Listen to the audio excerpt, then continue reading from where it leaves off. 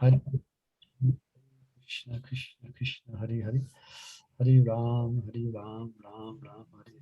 Okay, so congratulations, everyone. We finished our reading last week, and as you mentioned, Chandravali was specifically inspired by the questions which are at the back of the book. So for those of you who have the hard copy, beginning on page 751, there's a series and list of 141 questions. So we're going to go through each of these questions. So let's see how we go. And the questions on these specific subjects has some questions on how devotion awakens, on faith, on offenses, on the semblance of devotion, on pure devotion, on qualification for and advancement of pure devotional service, on regulative devotional service, on spontaneous devotional service, on static devotional service, on qualification to hear Krishna's pastimes, on harmonizing practice with preaching, and on the nature of the Supreme. Now, these are very good questions because they give a good summary of what we have studied over the last, I think we were studying this the last 18 months or more. Something like that. Yeah. Because we started in June, I think, and we did 24 gurus, and after that we started this. So what we'll do, those of you who have Sudha Bhakti Chintamani, you will see the questions there on page 151. And then just next to the question, there's the page where the answer is. So for those of you who have your copy of Sudha Bhakti Chintamani, you can cheat if you like. You can look at that. Or perhaps in the first instance, even if you have it, you may, let's try and answer the questions together. And then we shall look at the reference. that's a good idea, because then we want to see what we've retained. Yeah. So before you might look straight at page 59, where the first question is, let's just see, have a little discussion on it and see what we come up with. So how many we got? 10 devotees with us. Welcome everyone. Let me just see who's here with us. Vivad Kishore, Chandravali, Mavala Latika, Sahachari Mother, Suniti Priya, Anupama, Priya Shawnee, Nitai Mata, Gaya, and Gaya. Gaya Devi's mum. Hare Krishna. Welcome everyone. So we're going to give you a test now, but it's going to be a joint test for all of us, myself included. Good for myself as well to be refreshed on what we covered. So here's the first 4 questions. So let's look at the first question. How and why does devotion become manifest? Hare Krishna Prabhu, can we see the questions on the screen? You can't see? No, it's only question and answers, the first slide. Okay, you can't see, no, I'll have to share. Okay, let me share. Let me try again.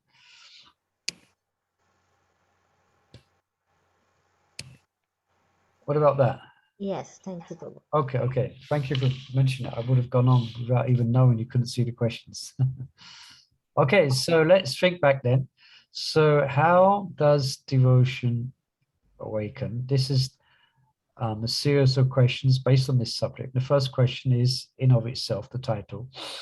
How and why does devotion become manifest? That's the question. Let's have some. You can offer some philosophical speculations if you like. Don't worry if you might not be spot on. Philosophical speculation means it's based on scripture. It becomes manifest through devotional service.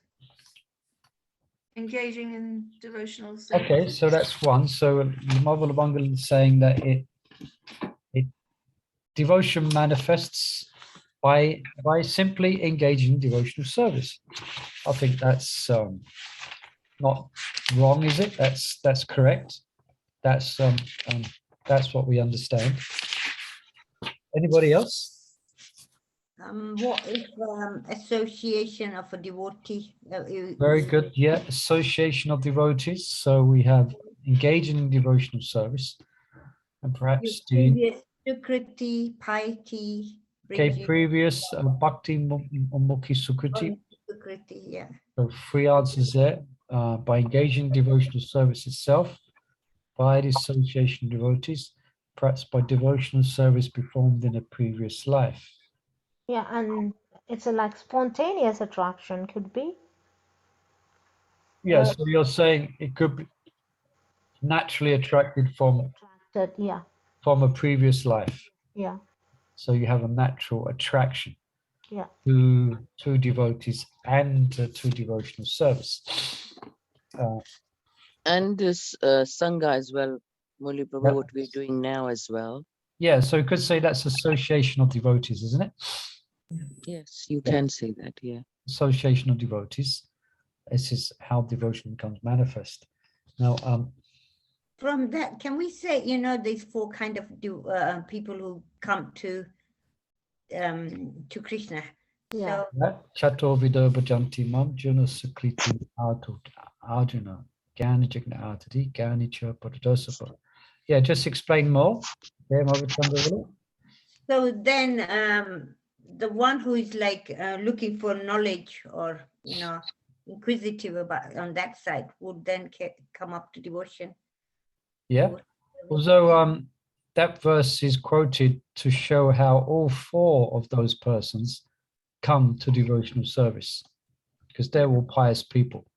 Yeah. So, yeah. So, who's an example of someone who came to devotional service desiring wealth? Dhruv Maharaj, Dhruv Maharaj. Dhruv Maharaj, yeah. Who was in distress? Gajendra, Gajendra. Who was inquisitive? the four Kumaras, I think the sages of Naimisharanya, unless I got it run the wrong way around. And the four Kumaras were seeking knowledge, and the sages of Naimisharanya were inquisitive. So they all eventually, by contact with a devotee or by Krishna himself, they took up pure devotional service, although they came through a semblance of devotion, because they was wanting something in return. But they became purified. Yeah. Let me read then this section, this page 59. Trying to identify the exact. It doesn't say the actual line; just gives the page. So. Oh yeah, now the Bhagavad Sandarbha lists bhakti among the Lord's various spiritual or internal energies. Srila Prabhupada often points out that devotional service as a manifestation of Krishna's internal potency, Srup Shakti, is intrinsically non-different from him. It logically follows then that since Krishna is fully independent, so is bhakti. Krishna Chakravarti Thakur establishes this in the first chapter of Vismadurika Nambini. There he cites Srimad Bhagavatam to show that devotional service is unmotivated and uninterrupted. In other words, it is fully independent. So the first point that's been made here, that devotion, there's no material, it manifests of itself. You follow it, manifests by activities of bhakti. In other words, so it's fully independent. The Acharya gives many arguments based on both Shastra and logic to support his thesis. Thakur Bhaktivinoda Vinod also writes, devotional service is independent. It does not depend on knowledge or renunciation, accepting the conclusion that bhakti is fully independent.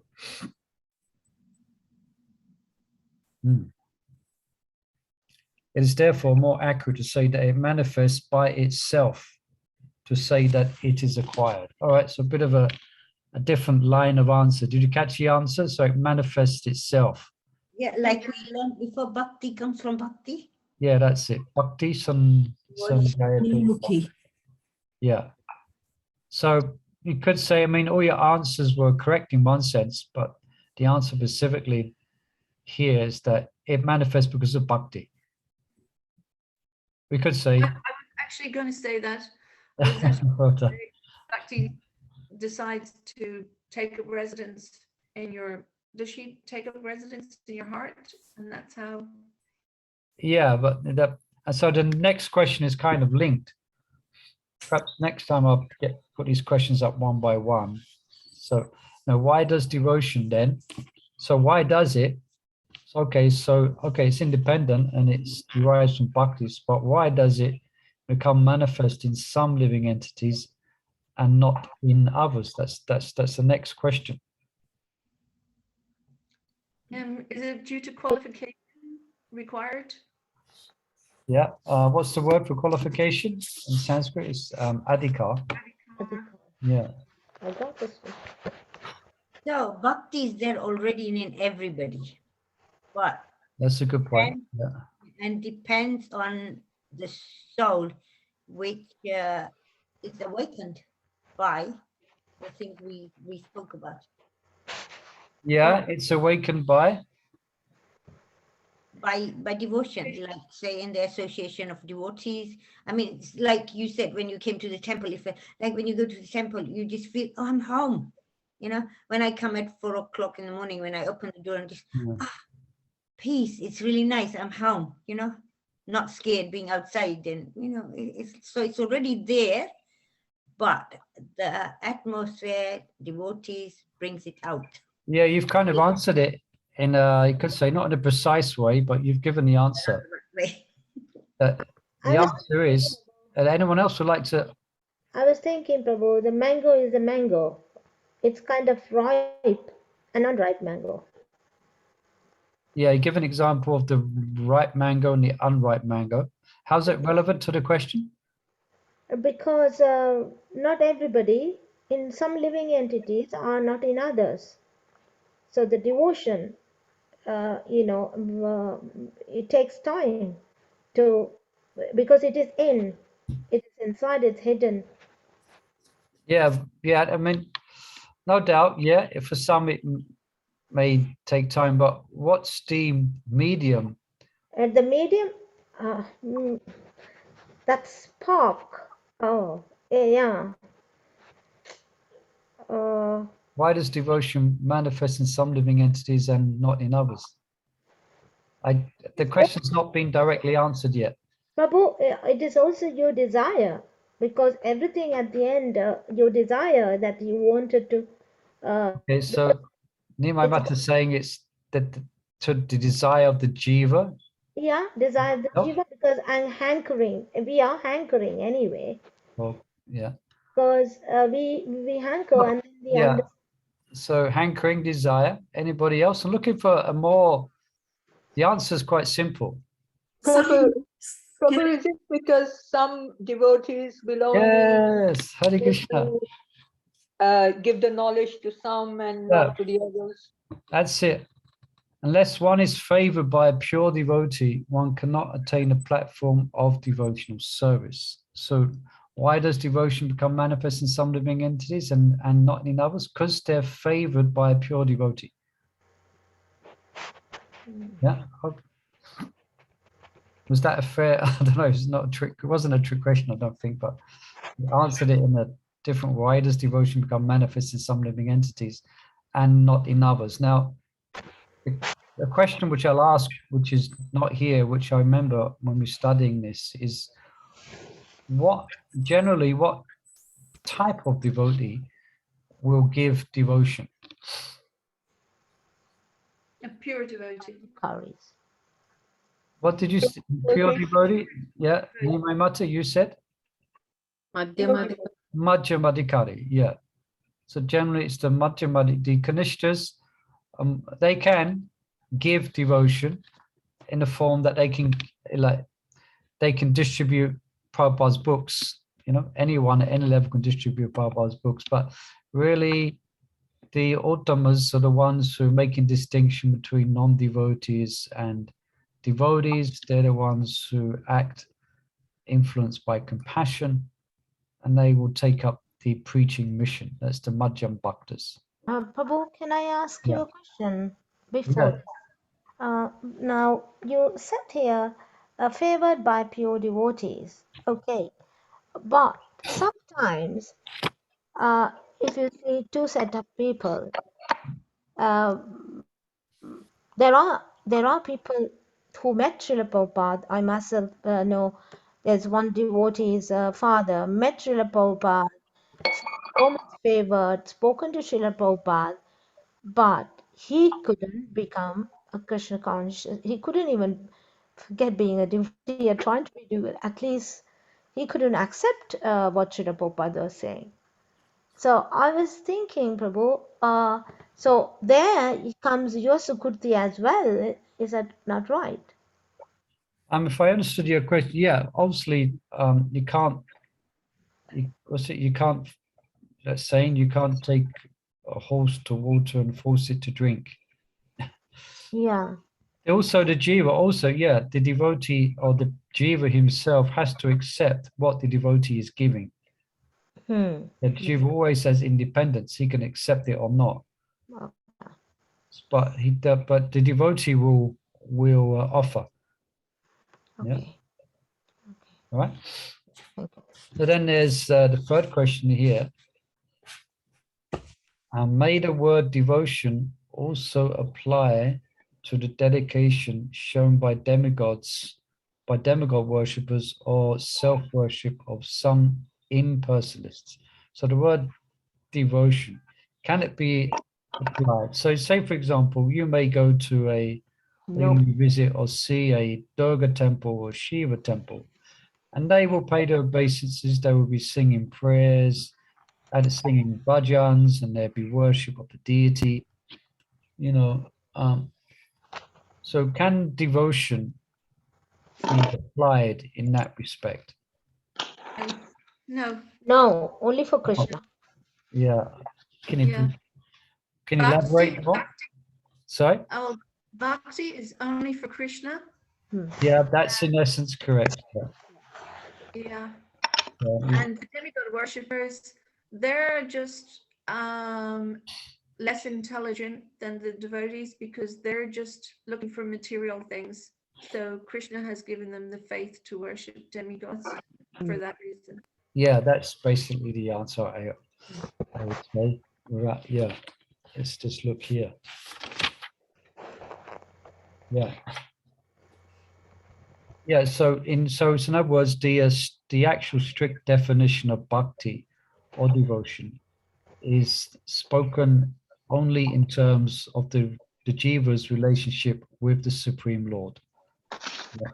And as you mentioned, Mahavananga and others mentioned, that worshippers say of demigods, they are materially motivated. Although in the beginning, even we are materially motivated. Yeah.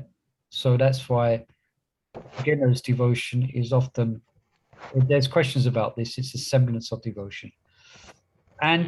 But devotion actually can only be applied in relationship to devotional service of the jiva to the Supreme Lord. Yeah. And here is mentioned by worshippers or the self-worship of some impersonalists. So they may be very devoted to their path of impersonal meditation, but they can't really call it devotion. Yeah. It may look like devotion, but it's not. Yeah. And I've already answered this question. Why do devotees give devotion to some living entities and not to others? I think I've answered to some degree. I'm going to look for the answer for this while you're... Isn't it like Krishna, why is Krishna more merciful to some devotees and not others? I mean, he's merciful to everybody, but those who are surrendered totally to him, then he's more merciful, right? Yeah. In that case, like Uttamadhikari or somebody is more favorable to those who are surrendered. Yeah, so or not? Or because they only have two hands and one body, so therefore when they're out on the street they can only speak to so many people. You could say that. It's good, isn't it? Yeah. I like that. I just read this paragraph here. That bhakti inspires compassion in a devotee is consistent with the idea that devotion is self-manifesting. But since devotees are the central figures in bestowing devotional service, the third question needs recasting. And I asked that question. Rather than saying, why does devotion manifest to some jivas and not to others? The better question is, why do devotees give devotion to some, why do devotees give devotion to some jivas and not to others? The answer to this recast question has two aspects. The first relates to the discrimination of preachers, and that's what I mentioned, the uttam bhaktas, who distribute devotion. And as was brought out as well, as Nimai Mata brought out, the second to the receptivity of the jiva to accept it. Okay. So the apparent partiality then of devotees who distribute Krishna consciousness has to do with the level of advancement they have achieved. Then it mentions, Marge mentions the different types of devotees, prakrita, madhyam, and uttam. Yeah. So how does that relate to like Lord Chaitanya's mood of giving it away freely to everybody? How is that compatible with that? Like, yeah, well, that's his mandate. That's the mandate of Lord Chaitanya Mahaprabhu, and that's the mandate of our mission. But actually, only those but that mandate is taken up in earnest by the madhyama. That's the principle of madhyama, is to take up the mandate, or to take up the to take up Lord Chaitanya's request to actually give devotion and spread Krishna consciousness. Marge describes here, neophyte devotees are rarely inspired to give devotion to others. So one of the symptoms of a prakrita or materialistic neophyte, or also known as Kalishta Adhikari, they are self-centered, concerned only for their own advancement. And he says the vision of the Uttama is so elevated that they see everyone, even, that's the Uttamas, even a non-devotee is fully engaged in bhakti, therefore they see no need to preach. They can influence the world by their devotional activities, but they do not consciously preach. So that leaves the Uttam Bhakta. So Prabhupada was I won't even mention Prabhupada was he a Kanishta. Prabhupada was preaching. So does that make him a Madhyama or Uttama? Uttama. He No, is, but he comes down to the platform of Yeah, Madhyam. I think we're familiar with that one. Yeah. And what's the difference? There's a big difference when someone Uttam takes up the activities of a Madhyam. They're very powerful.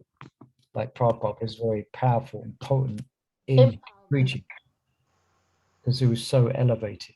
He was on the topmost level, but on the request of Krishna, then he made distinctions and he preached to the non-devotees, Yeah. Although he saw everyone with spiritual vision. Yeah, everything and everyone he saw as being part and parcel of Krishna, but he was empowered to act out of compassion for those who are not actively pursuing devotional service. So his preaching was very powerful. Yeah, well done. So I've got it. Do we get marks and do we get presents and Mangalati sweets for? Yeah, you have to be what they call it, virtue. Oh, okay, it's going to be virtue Mangalati sweets. Virtue We get Mangalati. red stars and yellow stars, what we did in school. Sorry, I'm being funny. Good. That's why what we'll do next week, because there's like 10 devotees here. So some devotees may not always kind of share for various reasons, like we're doing others. So that's why when we break into groups next week, you can all speak about these questions amongst yourselves, and then we get back together and see what you came up with, you know, to get everyone involved. But as far as prizes and Oh, anyway, so let's question 5. And let me just go. So how do non-devotees, who by definition are not interested in devotion, come in contact with devotional service? what, eating prasad? Yeah, I will. Um, Just Elaborate more on what's happening there when they eat prashadam. They get purified. yeah. they would think Yeah, there's I've just sorry, name my mata, you said? yeah, I was thinking they can give for food for life, thinking it's philanthropy. Yeah, you're on the right lines. Now I'm looking for a particular word which we have already mentioned. Ajnata sukrti. Yes, that's Ajnata sukrti. yeah, Yes. which is mentioned in the next question. So that's defined as unknowing devotional acts. Yeah. Yeah, like we mentioned, they may unknowingly they're taking spiritualized foodstuffs. You know, that's been offered to Krishna. Yeah. And so let's go to the next question. Then, what constitutes ajnata sukriti? Ajnata sukriti. What kind of I act? always used to think like the people like the postman and the Yeah, delivery okay. people who come and deliver, they're Yeah, getting I can remember I gave that example. I like to give that. Yeah, that's correct. Like they make friendship. The postman makes friendship with devotees. Oh man, someone's come to fix the electricity or whatever. They are favorably disposed to devotees. So then, because devotees are so dear to Krishna, then Krishna becomes favorably disposed towards them. And then this unknowing devotional credits, it builds up to at some point they become attracted to associating with or perhaps reading a book given by devotees. Actually, yesterday, someone came to fix my taps, and he came and he fixed the taps. And when he was going, I gave him a book. I asked him if he was interested in spirit. He said, yeah. And actually, his face, when he came in, he was kind of like, gloomy. Yeah, And when he was going, his face had changed. It was brighter. And I thought, oh my God, he's so purified by, being in the flat, fixing taps, getting a book, just by, probably. because it's like a temple, to chanting and everything. Good, And so he looked different by the time he left. yeah, It that was amazing. probably the most that was probably the most significant point in his whole material existence, was coming to fix your tap. Yeah, little does he know that he's begun the end of his material life. Yeah, so there's an example Novalavanga gave. Marge gives the example of someone who's very charitable. You know, I know some persons are so charitable that they will always give in charity when asked. These are mainly religious people. It's very rare to get a materialistic person who will always give in charity when asked. But anyway, say someone's very charitable. So someone comes to the door and they want to raise, they're giving out pamphlets for raising money for this or that, save the polar bears or save this or save that. Prabhu, I have a question, Prabhu. Kind of a personal. Let me just finish this line of thought, but saving the hedgehogs, whatever it may be. And then the devotee knocks on the door, he's got some books, and And he mentions we're a devotional movement. We're giving out these books. If you'd like to give a donation, so he gives a donation.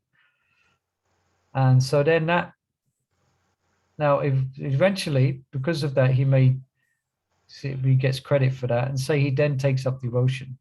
I remember Maharaj was giving an example. So some people may say that he took up devotion because he was charitable.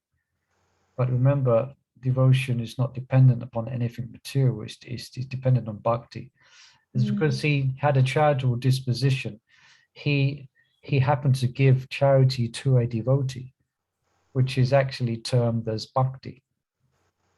So that's what caused him eventually to take up devotional service. Yeah. Sorry, Nima Mata. Yeah. Yeah, when you said this, I was just thinking, sometimes, especially the family members, they think, oh no, we are giving to the other temples, we are giving for orphanage, we are giving for people who don't have water, Yeah. everything.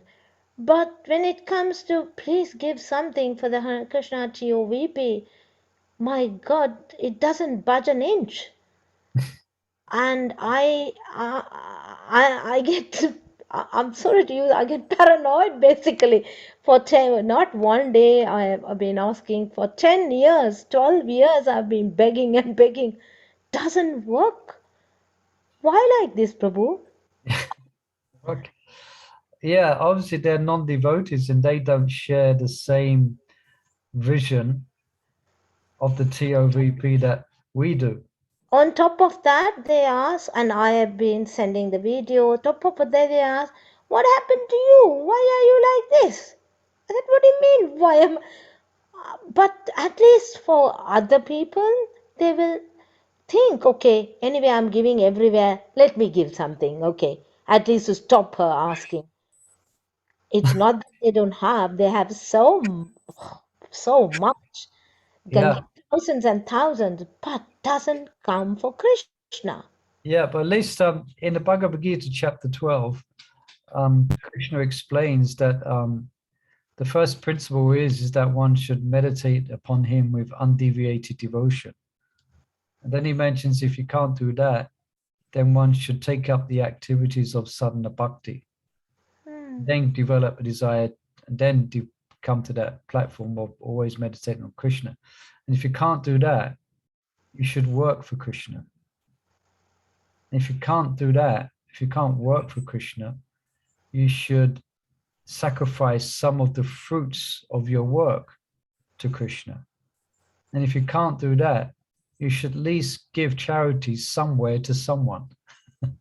So at least they're doing something which is pious. Yeah. They're giving something away to someone. So no doubt they would be better if they gave to Krishna, the TOVP, but for one reason or another, they are not doing that, despite your earnest attempts. Actually, another thing, Prabhu, my husband said, Krishna doesn't want their money, looks like. And that's the reason they are not like that. I should think, yeah, Krishna may not want it, but definitely the fundraisers at TOVP want it. Yeah. They would very much like to have it. But yeah, what can you do? What can you do? I feel so sad, Prabhu, being honest, because I literally cry because it's not that they are really Yeah, not. what can you do? They got you can't force them. You can ask them. Can't force them, but at least they're giving something to someone in a need. So perhaps in the future life, they might, because of association with yourself and hearing the word Krishna and knowing you're devoted to Krishna, that itself is going to put them in good stead. So perhaps in the future life, they will be charitably disposed towards bhakti projects. But for now, you're quite determined not to be. What can you do? Okay. What can be done? Yeah. For this, it can be said that people who have got faith in certain things They give it where their faith is. Yeah, that's Some yeah. people don't have faith in Krishna. They Mm. don't know much about Krishna because they only know basics. Mm. Yeah, So that's then- another good point Yeah, yeah. That's that right. Baba Shaun is making. Yeah, as I said, they just don't have the same knowledge or appreciation of, for Yeah, instance, that is TOVP. true. Yeah. They're in ignorance of the benefit of the TOVP for the world. But Prabhu, so much charity they do, they will go to higher planets, and by the time they come down, it will be end of Kali Yuga then. Yeah, So But they don't forget, it's a these chance. pe- They but don't forget, these people might not be looking like devotees, but we don't know. Next life they will be devotees, more staunch devotees than us. they never know. Yeah, but yeah, that is true. If that is the case, it's good. I was even saying, oh my God, so much charity they are doing, they shouldn't go Yeah. to higher planets. But it's not just them. There's so much charity that's given throughout the world, Hmm. and most of it doesn't go to the devotional direction. Yeah, Like yeah. who is it? You know what's his Elon Musk, is that his name? Richest man, one of the richest men on the planet. He was challenged because he had so much wealth. He wasn't challenged directly, but indirectly he was challenged, and he actually saw it. And the challenge was, what's he doing to stop starvation throughout the world? No? What's he doing to stop starvation throughout the world? And he came to hear of that challenge. So he wrote back and he answered, well, tell me the structure. Tell me how you're going to feed the world if I gave you the money. Hmm. You know, so they came up with a plan, and he gave them like 180 million pound. You know, so charity is being given left, right, and center. But because persons don't appreciate devotion and they're not devotees, they don't see the worth. You know. Hmm. Still, what can we do? Let's say. Let's go on to another question, shall we? What is it that living entities? What is it that living entities when devotion? Let me, if I put this question right, let me just check. What is it that living entities when devotion becomes? I've missed a word there. 1 second. Go back. What is it that living entities do when devotion becomes Okay, manifested? you've got it there. You're looking at. No, I just guessed. Okay, let me look. Just double check. Might not be. What is it that living entities I said This- do. Receive. See? receive? I'm just trying to change When it. devotees So become what is it? 7. 1 second now. 7. What is it that living entities receive when devotion becomes manifest in them? Receive. Yeah, what do they actually receive? they feel happy. Yes, but we're more than that. We're more precise. Why is it that? They receive the mercy. They receive mercy. They become happy. Mm,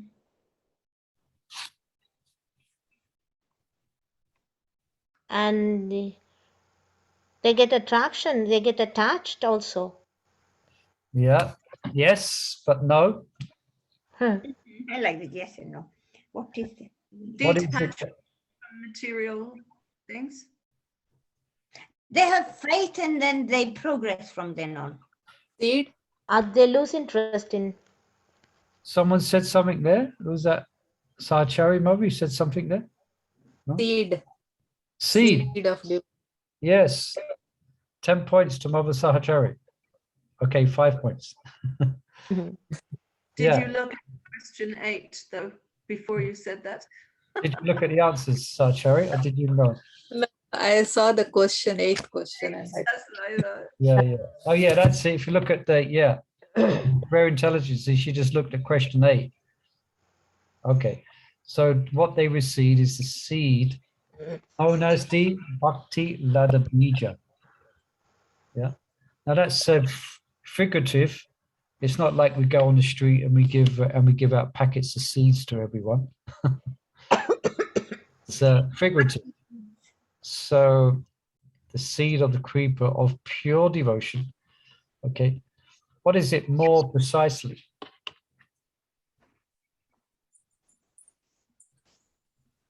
That's what I said, faith. No. Okay. And yeah, but this is quite an important question actually, because It's a seed of bhakti that has been given to us, that's been planted in us. yeah, but again, that's a figurative. But what does it actually mean? Sadhana. Sorry? Sadhana, because the Guru gives the seed of devotion, like giving the 4 regulatives. Yeah, I'm looking for something perhaps a bit more precise. What's an aspect of sadhana? Prabhu, is it awakening of devotion in yourself? Latent love for Krishna? Yeah, but that comes from what? From pure devotion. So, But how does pure devotion manifest? What do we need to have? Association. Faith and love for Krishna. Faith. I did say faith. Love. Holy Faith, association. Association, spontaneous devotional service. Okay. determination to follow the to regulative principles, to accept them. To accept me, you're kind of nearly What? getting Can it, you but give us a clue, please? We're playing a game. Never. okay, I just say it is the seed is figurative. What one actually receives is transcendental knowledge. Oh yes, that's what I wanted. Transcendental knowledge. Yeah, that's actually that in itself awakens described as a latent love for Krishna. Yeah, and let's see what next question. Yeah, next one.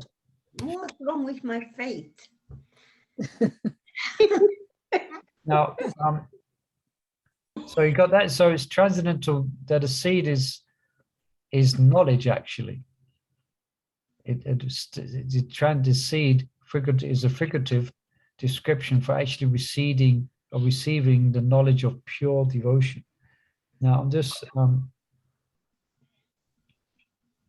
Prabhupada he elaborates on this, and I remember this when we're studying it. He mentions here the methods, rules, and regulations by which one is perfectly trained in devotional service constitute the bhakti ladha bij, or the seed of devotional service. So Maharaj mentions there, I remember he mentions that then if someone then does not follow the rules and regulations of devotional service, then they are uprooting the seed. Then the seed will not fructify. Yeah, Prabhupada says, he actually says directly, the methods, rules, and regulations by which one is trained, that is the bhakti ladha bija of pure devotion. Some of you might recall this, a good few months ago. All right. So so that was questions on. That's quick. Questions on how devotion awakens. So we're doing quite well.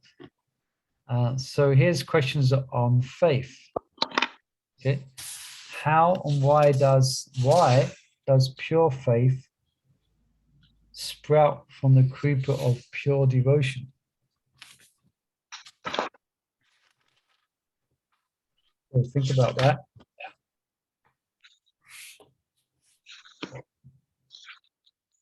we have touched on it. The answer we have spoken about it already.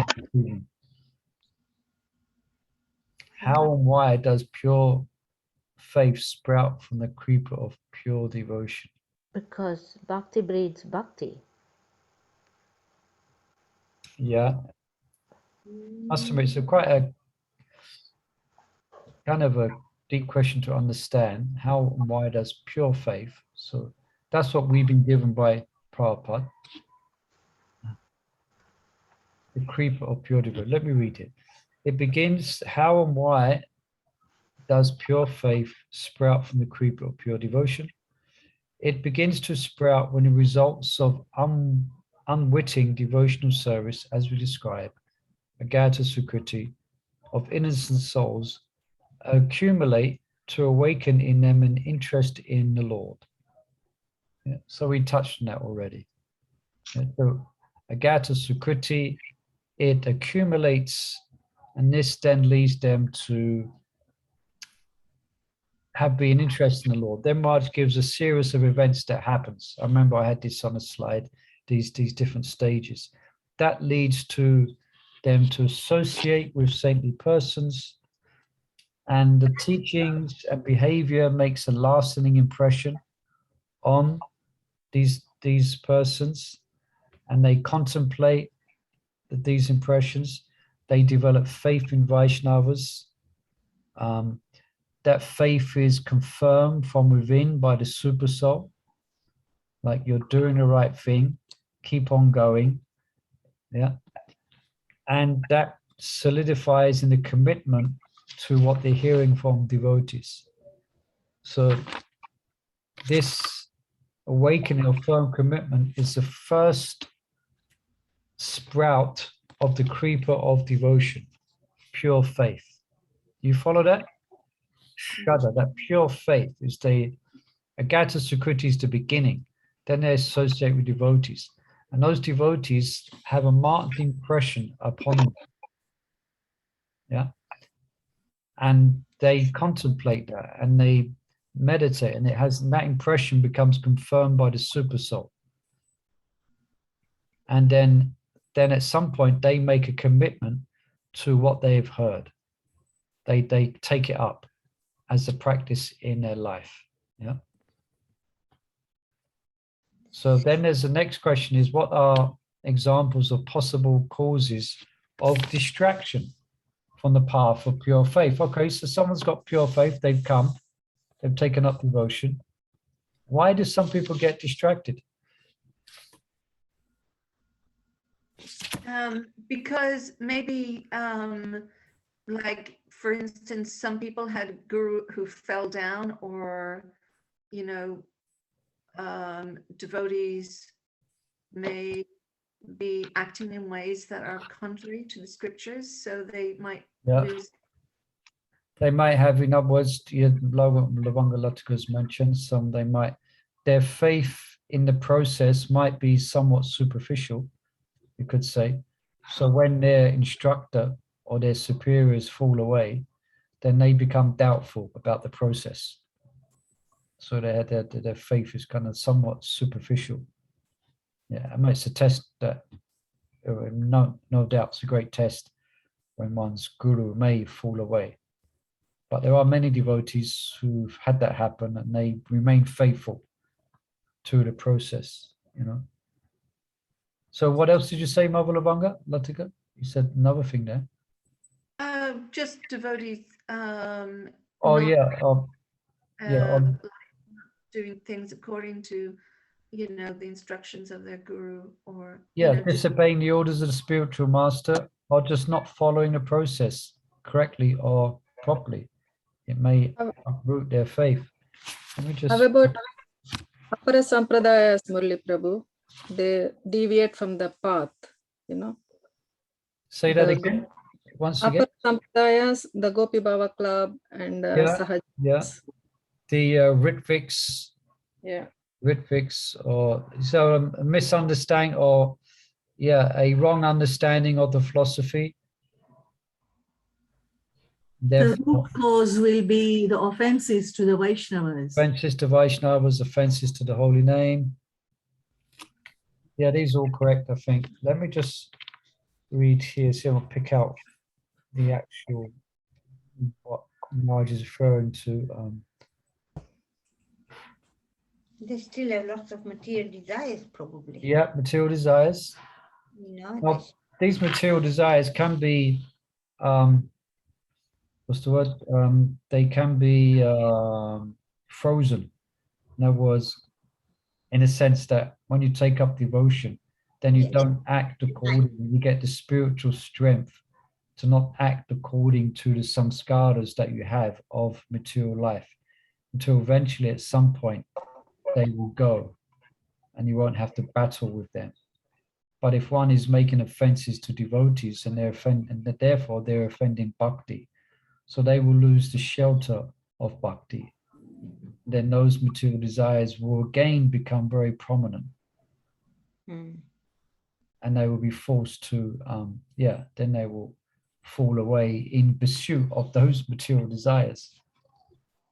So, let me, someone else was going to say that. Also, isn't that slope, that even if one of the roaming senses is not controlled, then you would... Yeah, that's in Bhagavad Gita, just like a boat on an ocean is carried away by the wind. So one of the roaming senses which upon the mind focuses can carry away a man's intelligence. So then you would, one is unable to, for various reasons, or doesn't control one's senses. Okay, it happens. Devotees may have fall downs and they get back up again, but if they're persistently erroneous or they're persistently not following regular principles, then obviously at some point they're going to fall away from the practice. So Maharaj says here,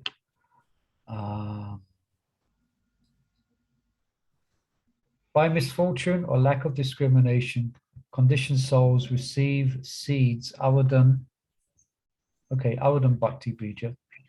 But even greater misfortune or greater oversight, persons receive the seed of pure devotion and they allow the creeper to become stunted by non-devotional weeds.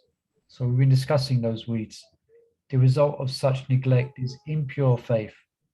So they lose their pure faith. They've been given the seed of pure bhakti, but by not following the rules and regulations and the practice of Krishna consciousness, they develop an impure faith. Yeah. In summary, faith connected to bhakti is of two types: pure or transcendental faith, shraddha, and the word I've mentioned already today, and the semblance of such faith.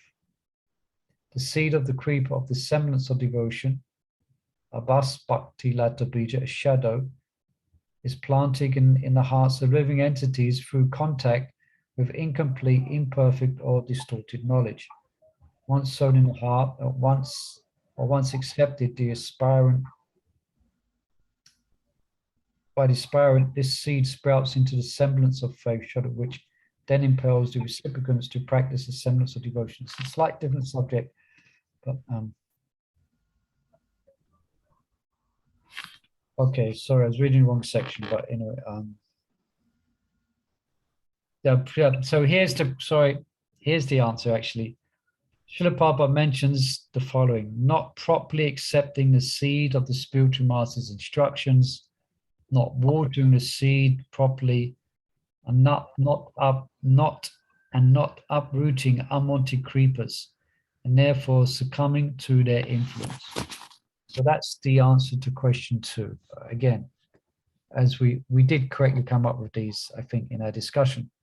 Not properly accepting the seed of the spiritual master's instructions, not watering the seed properly through regular hearing and chanting, and not uprooting unwanted creepers, and therefore succumbing to their influence. So I think we mentioned those.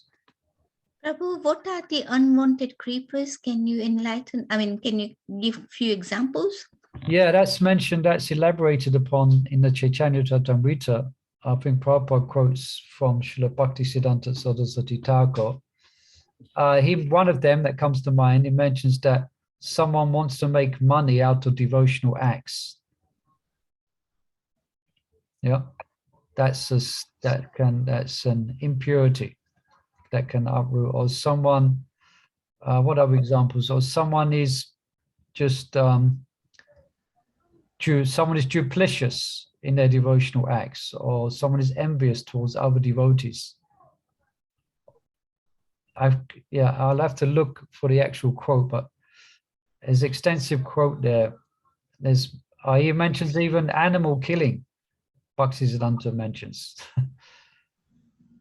What else is anyone familiar with that by Bhaktisiddhanta Saraswati Thakur? Let me.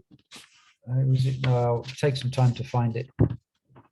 But you can look in. I'm afraid I can't remember the reference, but he mentions many things there. One is the ones already mentioned. Or improperly executing devotional service. Anyone else can give any answers to that? Let me just see quickly if I can just pick that out here. It might be. Okay, I've got it here. All right, it happens to be on the next page. Do you want me to read it? Yes, please. Oh, it's gone 7 o'clock, man. Shall I just read this and we're finished there? Yes.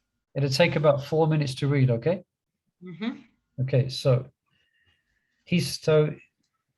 again, this is from Majjalila, from Bhaktisiddhanta Saraswati Thakur. What chapter is it? Majjalila, chapter 19, text 159. Okay, he states that if one hears and chants without trying to give up offenses, one becomes materially attached to sense gratification. One may also desire freedom from material bondage, like the Mayavadis, they want moksha, or one may become attached to yoga siddhis, desire yogic powers. One who is attached to wonderful material activities, one is greedy for material perfection. One may be also victimized by diplomatic or crooked behavior, or one may associate with women, or vice versa, men, for illicit sex life. One may make a show of devotional service, their prakrita sahajas. Someone may claim devotional right by being born in a certain family. One may become attached to the 4 sinful activities. One may consider a Vaishnava belonging to a mundane caste or creed. They may, I think I gave an example where some persons, they see Western Vaishnavas and they say, Malecha Vaishnava. One may think this is a Hindu Vaishnava. Yeah, this is European Vaishnava. This is a Malecha Vaishnava. They're not allowed in the temples. Like that. One may also try to carry a professional business by means of chanting the Hare Krishna mantra. Wow. Yeah, or reading Srimad Bhagavatam just for money. One may even try to increase their monetary incomes by illegal means. And I saw devotees doing that. Something would do that. We used to have this thing on book distribution where some devotees, unfortunately, they would they would learn the act or the knack or the skill, in one sense, of collecting money on the street in their book distribution. And then they would enter the Grihastha ashram, and they go and collect money for their Grihastha ashram through doing the same thing and lying to people, saying it's food for life. But it wasn't food for life, it's food for wife. So they would use the skills, the empowerment that whatever they had for distributing books, and they would use it for their own material thing. Yeah. So using it like that.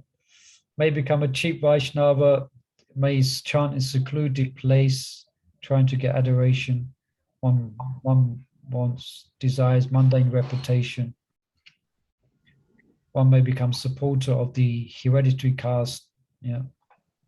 So he mentions all these are pitfalls in devotional service. Okay, so there they are. That's Madhya Lila, chapter 19, 159, if you want to read more. All right. All right, so we're paused there. Well done, everyone. I think we did quite well. We just tackled those questions right well. And there's 141 questions, so a lot more to go. It'll take us through each chapter, so it'll give us a good summary of what we have learned. Okay, so next week I'll try and do this where you can discuss in groups, and then we're all the groups are joined together and we can share what we came up with. Okay. So thank you, everyone. Sorry, we've gone over time 5 minutes. I hope that's okay. But thank you for joining us today for our questions and answers. And we look forward to tomorrow's Krishna Katha. Okay? Thank you. Bye, Srila Prabhupada ki. Jai. Thank you, Prabhu. Hare Krishna. So I have the power to end the meeting. You have the power to press the red button. And we Okay. will go into our roles. 4, 3. I've gone before you. Thank you, Wow. Prabhu. Hare Krishna. Krishna.